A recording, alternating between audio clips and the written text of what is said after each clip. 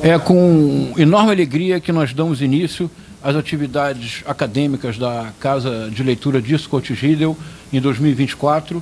E é uma alegria ainda maior e uma grande honra para a Casa Dirce de iniciar o ano de 2024 com um depoimento do professor Roberto Cícero de Souza. Esse depoimento faz parte de uma série que nós criamos e iniciamos no ano passado, e a finalidade é registrar a memória de percursos notáveis como o percurso do professor Roberto Cícero de Souza. A nossa ambição é modesta, nós queremos apenas gravar depoimentos, mas o propósito é muito ambicioso. Nós queremos criar um museu da imagem e do som do século XXI. Ou não criar, mas emular o espírito de ter, em breve, em 2, 3 anos, algo próximo a 40, 50, 60 depoimentos de personalidades tão importantes quanto o Roberto Cícero de Souza nas mais diversas áreas. Professor Roberto, por favor, pode vir para o seu depoimento. Seguiremos o seguinte protocolo.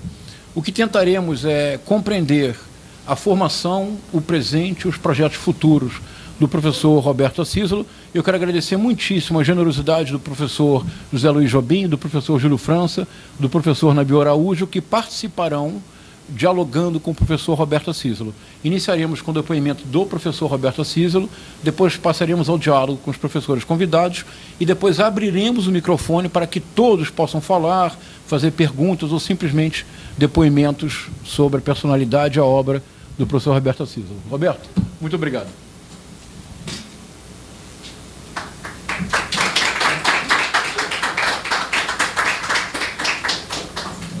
Boa tarde. Naturalmente, eu devo começar agradecendo ao professor João, meu amigo, meu colega, e a Casa Dirce, a todo o staff da Casa Dirce, e mais também a tantos rostos, amigos, fraternos que estão aqui presentes, que me honram muito, que me distinguem muito, sobretudo num dia como esse, sair do ar-condicionado é uma coisa, uma coisa notável. Bem, eu, a partir da proposta que foi feita pelo professor João, tendo em vista o propósito geral dessa série, que ele tem coordenado, que ele tem animado, eu resolvi fazer um pequeno roteiro para não ficar assim muito dispersivo, para não me perder muito, e dentro do espírito do que se propõe, começar falando, acho que é o que mais interessa, da minha formação profissional, da minha formação acadêmica, principalmente pelo fato de que, para muitas pessoas, para muitos colegas aqui presentes, outros não, que são da minha geração, mas para muita gente, as vivências universitárias que eu tive são coisas assim muito antiquadas, né? São coisas muito remotas, do século passado, né? E no sentido aritmético mesmo, porque eu vou falar de coisas aqui do final dos anos 60 e depois, até do início dos anos 60, quando eu considero que a minha formação acadêmica, profissional, teve início, né? Então, eu gostaria de começar falando que o primeiro momento em que eu tive que fazer uma opção que pretendia corresponder aos meus objetivos futuros, a minha ideia, né, de profissionalização, de maturidade, foi quando a gente passava, naquela época, né, do ginásio para o que se chama hoje o ensino médio, né? Porque tinha uma bifurcação ali que era crucial. Ou a gente fazia o curso científico, como se dizia, ou se fazia o curso clássico. As escolas normais, normalmente, eram assim, objeto do interesse das meninas, né? Não havia esse conceito de professor primário, como se dizia, então, para homens, né? Para pessoas do gênero masculino. Então, do ponto de vista de acesso futuro à universidade, a bifurcação era o clássico ou o científico. E eu fiquei um pouco vacilante quando terminei o chamado ginásio, né, que a gente terminava na faixa dos 14, 15 anos, fiquei vacilante entre optar pelo científico ou pelo clássico. E as razões dessa vacilação eram as seguintes. Claro, a gente uma pessoa com aquela idade, de 14 para 15 anos, idealiza as profissões, né? E eu tinha duas idealizações, né? Uma idealização da engenharia e uma idealização da diplomacia. Coisas assim muito antagônicas, muito opostas, mas afinal era ali a minha dúvida, né? Eu pensava na engenharia, não exatamente engenharia como tal, mas engenharia agronômica, porque a minha ideia é que o engenheiro agronômico era um sujeito que vivia no mato, vivia, né, no campo, né? E como eu era um sujeito assim do mato, né, eu gostava mesmo de estar no matagal, nos campos, nas florestas, né? O meu bairro era um bairro assim muito rural, né? Então eu gostava muito daquele tipo de vida. Bom, então, como profissão é uma questão de o sujeito fazer o que gosta, hoje já não se pensa muito assim, né? Tem umas ideias novas aí sobre esse negócio de vocação e não sei o quê, mas como a ideia era essa, bem, eu vou fazer o que eu gosto, né? E o que eu gosto naquela altura da minha vida? Bom, eu gosto de andar no mato, né? Então, legal, sem engenheiro agronômico, né? Que eu imagino que esses caras vivem também nos matos. Ou então eu gosto de ler. Gostava pra caramba de ler, né? Bom, gosto de ler, mas como assim? Como é que eu vou me profissionalizar nisso, né? Então, eu achei que diplomacia era assim, uma carreira muito glamourosa, né? Porque o sujeito não fazia basicamente nada, né? E ficava pensando muita coisa assim de política internacional, geografia política, coisas dessa ordem, era isso que eu imaginava. E com tempo pra caramba para ler, né? Quem sabe até para escrever, né? Então, a minha ideia da diplomacia era falsa, né? Depois eu, claro, percebi que não era nada disso, ou era pouco, né? Muitos poucos diplomatas tiveram realmente possibilidade de fazer o que eu imaginava que eu poderia fazer, né?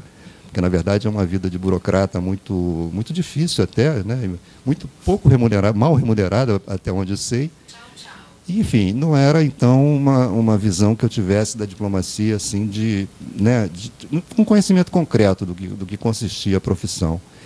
E a minha dúvida continuou por algum tempo, e o tempo era mínimo, né? Na verdade, eu tinha sido aprovado no último ano do ginásio, e aí tinha que me matricular num colégio que tivesse ou clássico ou científico, colégio público, né, que eu tinha estudado no ginásio também, e tinha que escolher rapidinho, não podia esperar muito tempo não, porque era aquele período, né, de recesso escolar, de férias de fim de ano. Engenharia exigiria que eu tivesse assim uma afeição muito grande pelas matemáticas. E a matemática para mim era um horror, uma coisa assim que eu passei o tempo do ginásio, né, sempre passando na corda bamba, né? Não conseguia me entender muito com a matemática. Por outro lado, eu sabia que no clássico eu ia estudar latim, que tinha sido outro trauma, né, de criança, né, porque tinha latim no ginásio e eu não entendia absolutamente nada do que tentavam ensinar. Então, bom, eu tenho duas coisas terríveis, né? Se eu optar pela engenharia, eu vou me ferrar com a matemática. Se eu optar pelo clássico, o desastre vai ser o latim. Mas no final eu acabei, bom, vou para o clássico. E no que fiz bem, aliás, né? Eu fiquei muito feliz quando vi assim o currículo do curso clássico, que tinha disciplinas que eu imaginava vagamente que pudessem ser assim, figurar, né, no horário, né, na grade, no currículo, né? E uma delas que me encantou direto, claro, né, literatura. Tinha essa disciplina, literatura, né? E as outras, né, de um curso de humanidades, como era o antigo curso clássico.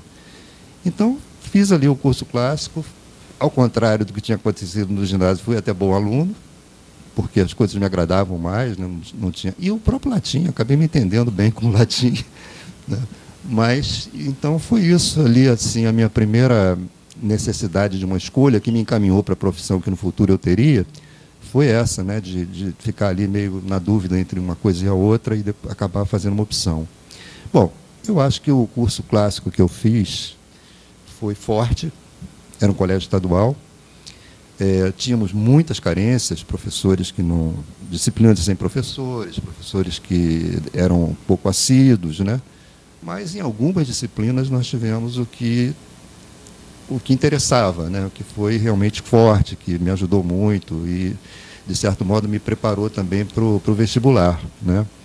E a minha ideia assim, do vestibular, porque o curso clássico era mais rápido, né? 3 anos, o ginásio tinha sido 4, né? A minha ideia para o vestibular era, ainda pensando na história da diplomacia, era fazer uma faculdade de Direito, porque eu ouvia dizer que o que melhor preparava para uma futura carreira diplomática era o curso jurídico. Nunca tive nenhum tipo de apreço pelos operadores do direito, né? Advogados, promotores, juízes, nem sabia direito quais eram essas diferenças, mas, bem, vou fazer o vestibular para Direito. Mas, ao mesmo tempo, eu pensava, bom, mas seria legal se eu pudesse fazer letras também, né? Se eu pudesse acumular as duas graduações. Mas me preparei para Direito, né? Não tinha a menor assim, perspectiva de me tornar professor. Isso não estava no meu horizonte. Letras eu faria com uma espécie de, né, de fundamento assim, humanístico, cultural, né, que eu levaria para a sonhada carreira diplomática. Né? Essa era a minha ideia. Nem pensava em magistério. Né? Bem, aí, então, me preparei no vestibular para Direito. Investi muito mais nisso, porque até hoje é assim, né? As provas para acesso à universidade, elas têm um formato, né? Tem assim um tipo de formulação em que a gente precisa estar treinado, né? Porque às vezes você muda um pouquinho o formato e por mais que você tenha conteúdo, você não corresponde, né? E eu estava então muito bem treinado para fazer o vestibular de Direito, fui bem nas duas públicas aqui do Rio, na Federal e na UERJ naquela época. E Letras eu me inscrevi também, mas assim, bom, Letras, se der, ótimo, né? Mas não sabia absolutamente nada sobre o vestibular. Fiz para a UERJ e passei na tangente. Por exemplo, literatura brasileira, que seria assim a minha eleição no curso de graduação, eu me lembro que eu tirei 4 na prova do vestibular, que era a nota mínima. 4, né? Mas consegui passar também para o curso de letras, né, da UERJ, e como eu queria fazer letras na UERJ e tinha que optar também pela qual faculdade de Direito eu faria, eu excluía a UERJ de Direito, claro, e fiquei na Federal. Né?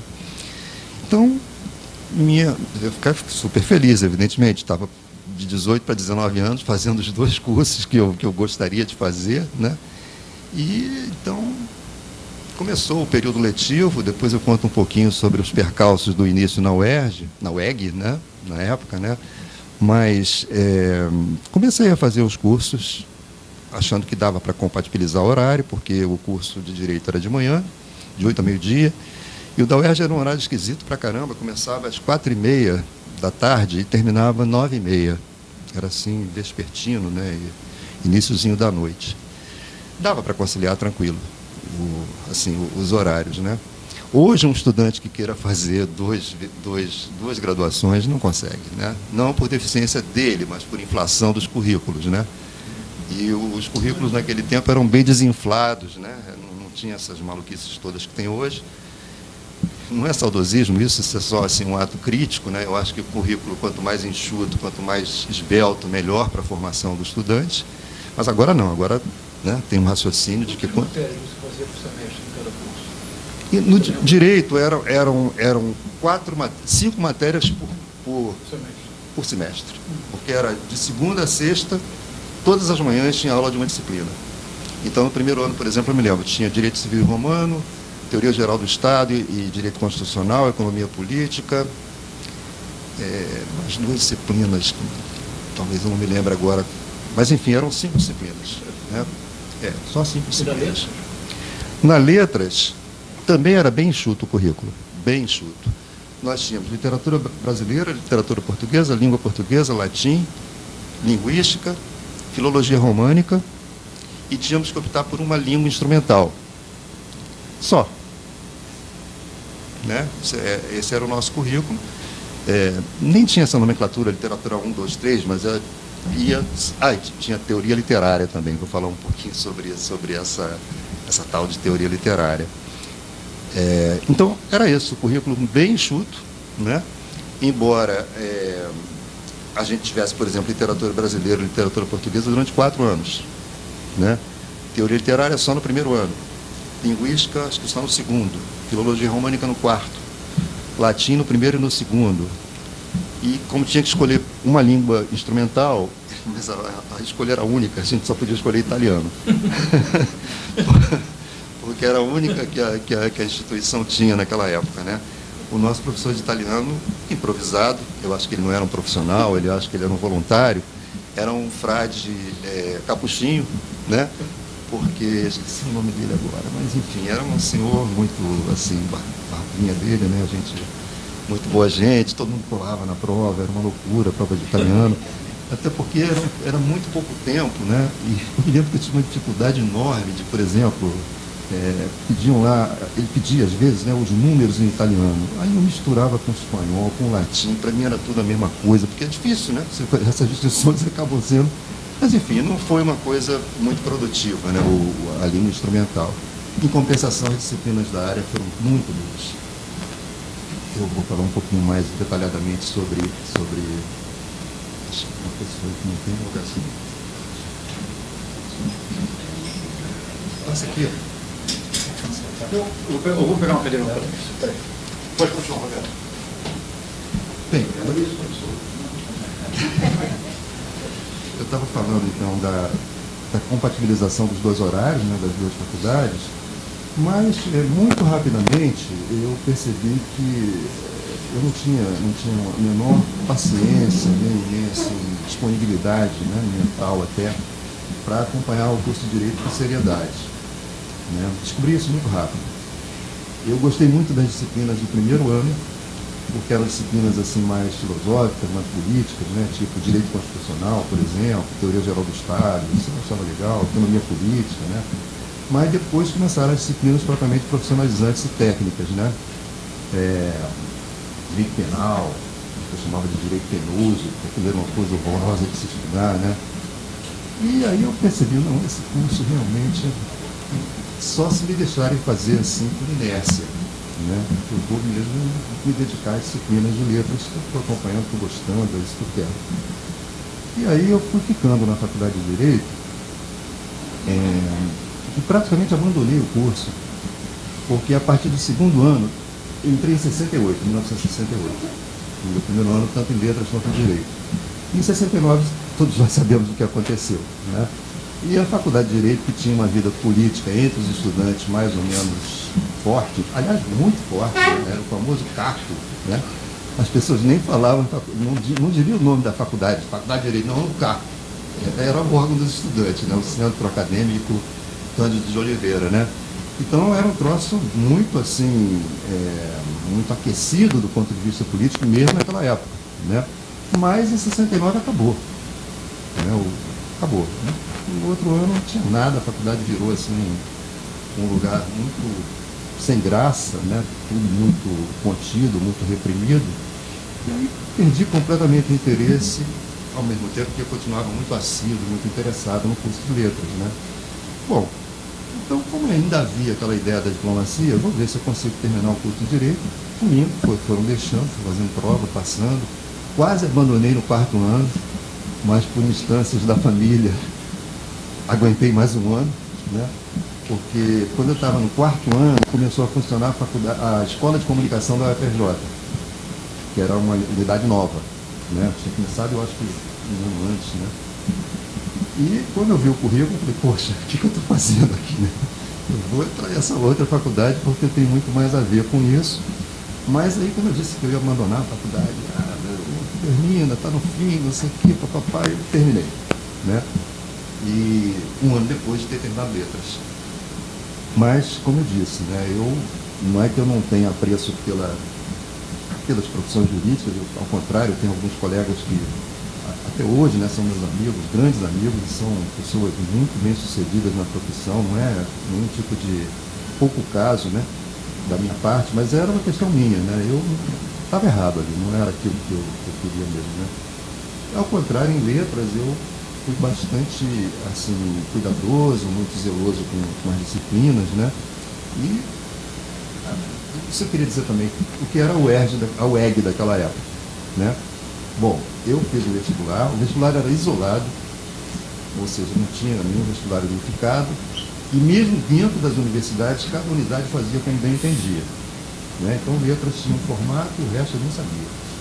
Quando eu entrei para a UEG, eu não sabia nem que, eu não, todos os meus colegas, né? A gente não sabia nem que estava numa universidade, porque não era esse o aspecto, né? O que você via institucionalmente. O que nós tínhamos era uma escola isolada, uma escola num bairro, inclusive, ela ficava na Tijuca, né? E isso tornava, né, o curso de letras da UEG, assim, do ponto de vista, assim, digamos, social, né, socioeconômico, talvez, muito diferente do curso de letras do centro do Rio, da UFRJ. Porque Tijuca, centro. Tijuca, não sabe, não, você está aqui, a gente sabe o que é Tijuca, né? Então, eu tinha colegas, por exemplo, freiras, né? Que ali na Tijuca tudo bem, agora duvido que eles fossem lá para a cidade para fazer o curso de letras lá da Nacional, como a gente ainda dizia naquela época, né? Então era um curso assim, de bairro, né? Num casarão, acho que era um casarão mesmo antigo da Tijuca, que funcionava o nosso curso, tinha um puxadinho atrás, acho que era 4 andares, e a gente não tinha ideia de quem era o reitor, por exemplo. Ninguém sabia onde ficava a reitoria, né? Nem o diretor da faculdade a gente sabia quem era. Então eu trouxe muito diretamente, assim, nós e os professores, né? Biblioteca tinha, na verdade, tinha lá uma parte desse casarão, que era a parte da frente, onde funcionava a administração, nos fundos daquelas aulas, tinha lá um lugar cheio de livros, né? Mas não catalogados e não emprestáveis. Ou seja, uma biblioteca absolutamente inútil para nós, né? Então, no meu caso, né, eu frequentava muito a biblioteca do centro do Rio, né? Tinha 2 bibliotecas que eu frequentava muito, porque além da Nacional, né? Mas a Nacional é que a gente sabe, não pode levar para casa, tem que ler lá, etc. Né? Uma biblioteca que emprestava mesmo livro, inclusive bons livros da área de letras, né? Eram uma biblioteca que tinha um nome engraçado, até hoje não entendi por quê. Chamava-se Biblioteca Demonstrativa Castro Alves. O Castro Alves está tudo bem, agora o demonstrativo nunca consegui entender por quê, né? Tinha esse nome, né? E a outra, a Biblioteca Euclides da Cunha, do Palácio da Cultura, né? O antigo MEC, que eram as bibliotecas que eu frequentava e onde eu podia pegar livros, né? Levar a ler, depois devolver, aquela coisa de biblioteca. A Castro Alves funcionava no mesmo prédio de Bola Preta. Contraste interessante. Ficava no subsolo do Bola Preta, ali no edifício, na 13 de maio. Roberto, você pode separar só um minuto? Sim, claro. Eu vou providenciar 2 cadeiras para não ficar. Por favor, vou providenciar uma cadeira. Se você não se por favor, Mas essa é muito grande, acho que dá 2 aqui pequenas. Desculpa, Roberto, que é indelicado deixar as pessoas em pé, né? Tudo bom? Não, de jeito nenhum.